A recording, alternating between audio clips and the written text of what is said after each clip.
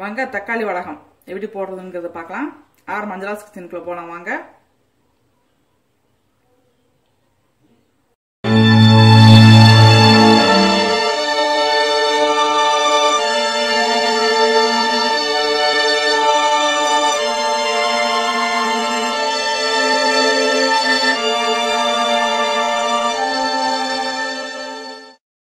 Hi viewers, R மஞ்சளாஸ் கிச்சனுக்கு உங்களை வரவேற்கிறேன்.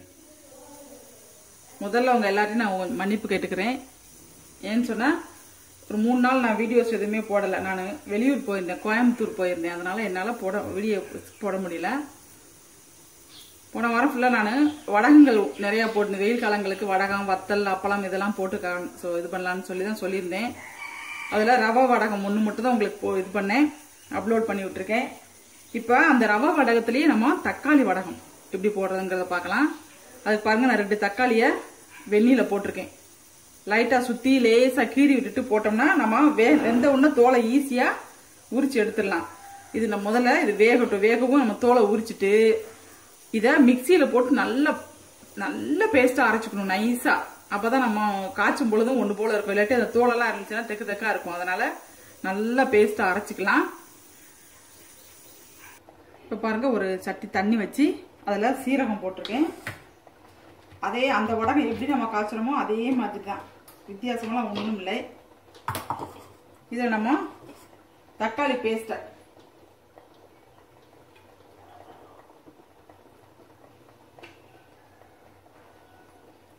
பேஸ்ட்டை ஆட் பண்ணிக்கலாம். நல்லா இதாக அடிச்சிடணும்.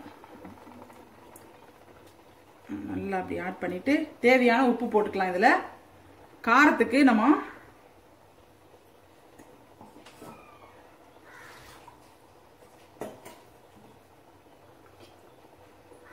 அது சாதாரண இது பண்ணும் பொழுது காரத்துக்கு மிளகாய் போட்டோம். இதுல கொஞ்சம் கலரா இருக்கணுங்கிறதுக்காக நம்ம கொஞ்சம் வத்தல் பொடி போட்டுக்கலாம். பாருங்க, இதுல நம்ம உப்பு போட்டிருக்கேன். இதுல காரப்பொடி நம்ம போட்டுடலாம். வத்தல் கொஞ்சம் காரமாக இருந்தால் தான் நல்லா இருக்கும். அதனால ஒரு 2.5 ஸ்பூன் அளவுக்கு போட்டுருவோம்.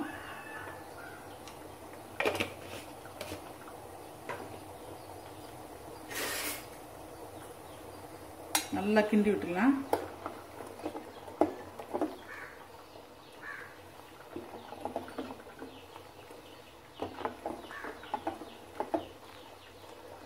இந்த ஒரு சட்டிக்கு நம்ம இங்க பாருங்க, ரவை இவ்வளவுதான் போட போறோம். 1/2 கப்பு தான், அதே அளவு தான், 1/2 கப்பு தான் போட போறோம்.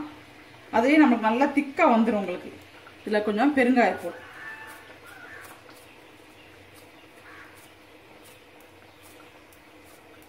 பெருங்காயத்தூள் கொஞ்சம் ஜாஸ்தியாவே போட்டுக்கலாம். அப்பதான் நமக்கு நல்ல மணமா இருக்கும். நல்லா கொதிக்கட்டும். இன்னொரு சட்டியில பக்கத்துல நான் வெந்நீர் வச்சிருக்கேன். ஏன்னா இது கொஞ்சம் திக்காயிடுச்சுன்னா அது வெந்நீர் ஊத்திக்கலாம், அதுக்காக வச்சிருக்கிறேன். இப்போ பாருங்க, தண்ணி நம்மளுக்கு கொதிக்குது பாருங்க. இப்போ நம்ம ரவையை போட்டுடலாம். கிண்டிகிட்டே போடுங்க. அப்படியே மொத்தமாக போட்டிங்கன்னா அப்படியே கீழே போய் உட்காந்துரும். அதனால அப்படி கிண்டி விட்டே போடுங்க.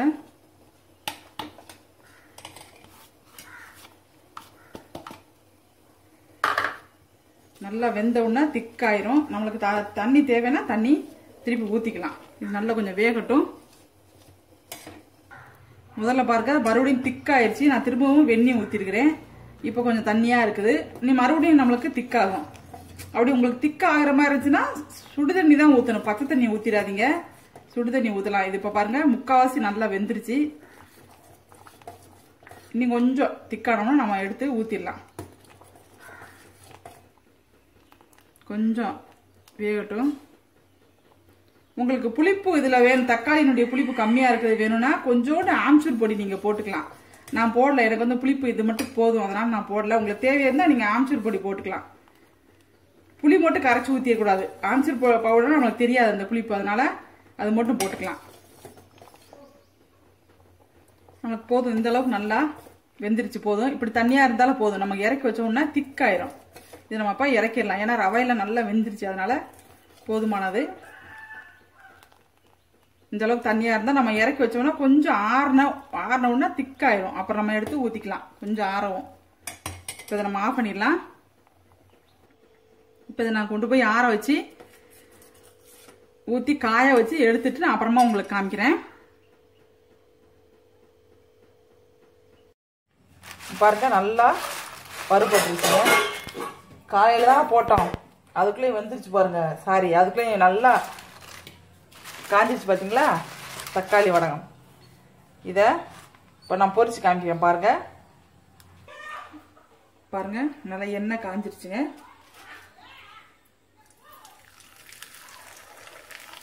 பார்த்தீங்களா நல்லா எண்ணெய் காஞ்சிருந்தா அப்படி ஈஸியா உடனே போட்டு எடுத்துடலாம். ஆனா நல்லா எண்ணெய் காஞ்சதுக்கு அப்புறம் தான் போடணும். பார்த்தீங்களா நல்லா அழகா பொரியும். எண்ணெய் காயாம போடக்கூடாது.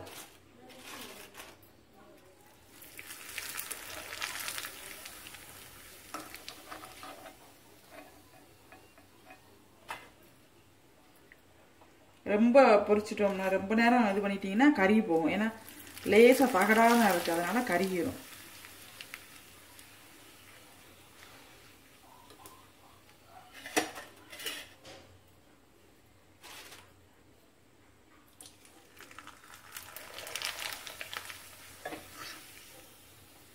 இந்த மாதிரி நம்ம வடகங்கள்லாம் செஞ்சு நல்ல ஒரு ஏர் டைட்டான ஒரு டப்பாலையா இல்லாட்டி ஒரு பாட்டில்லையா அதையா போட்டு வச்சிட்டோம்னா அது பாட்டுக்கு 1 இயருக்கு ஒண்ணுமே பண்ணாதுங்க. நல்லா சுத்தம் அது பாட்டுக்கு இருக்கும்.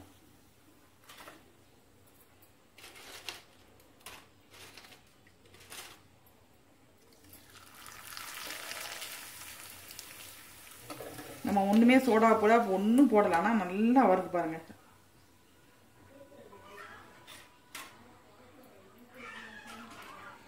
இந்த வீடியோஸ் நீங்க பாருங்க.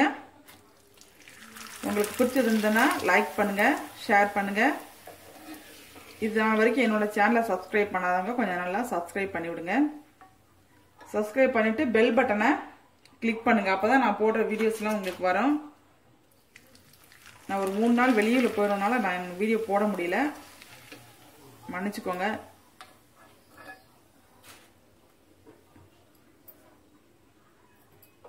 அடுப்பு ஆஃப் பண்ணிடலாம். பார்த்தீங்களா வடை சூப்பரா இருக்கு பாருங்க. வடை நல்லா மொறுமொறுன்னு நல்லா இருக்குங்க டேஸ்ட்.